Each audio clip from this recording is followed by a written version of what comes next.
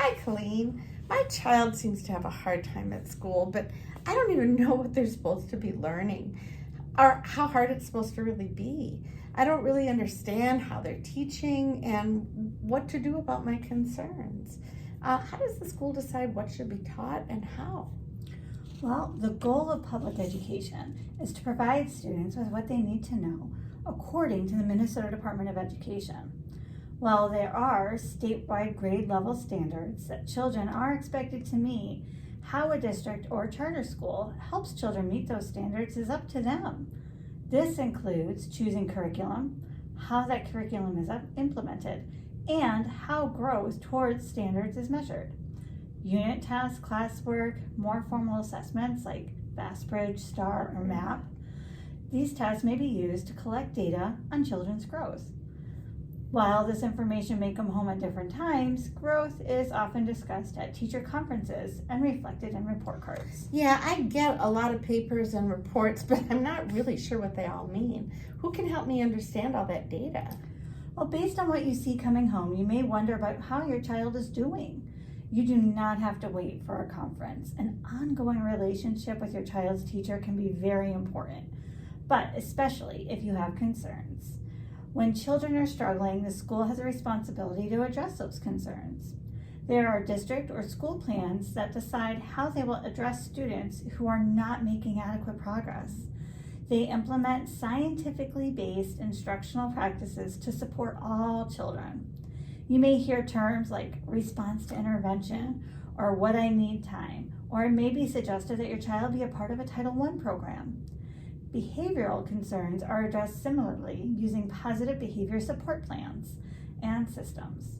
These are available for all students and are not part of special education. Yeah, I think my child has been doing some of those things, but I don't really think it's helping. They're still struggling. What would be next?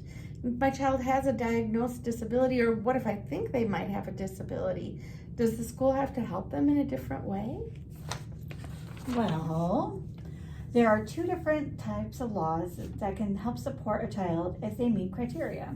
The Section 504, the Rehabilitation Act of 1973, protects the rights of people with disabilities participating in programs and activities that receive federal funds.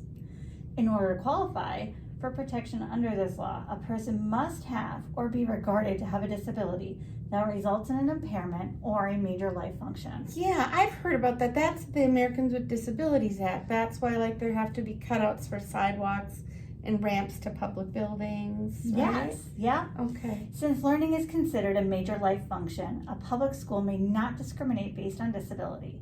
All children are to be given access to the general education curriculum. Children with disabilities may need accommodations to ensure they have access to everything. There are no specific federal or state laws regarding how this happens. Mm-hmm. Each district will have a 504 coordinator to contact to discuss the need for a 504. What if I think they need more than just like an accommodation? I think they're just not learning the same.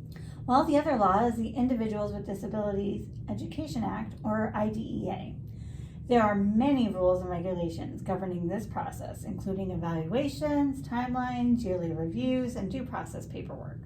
Children who qualify through evaluation have an individualized education program. Parents and guardians are an important and equal part of this process, and they participate best when they understand both their rights and their responsibilities. This is great information. How do I learn more about all of this? Stay tuned for the next video.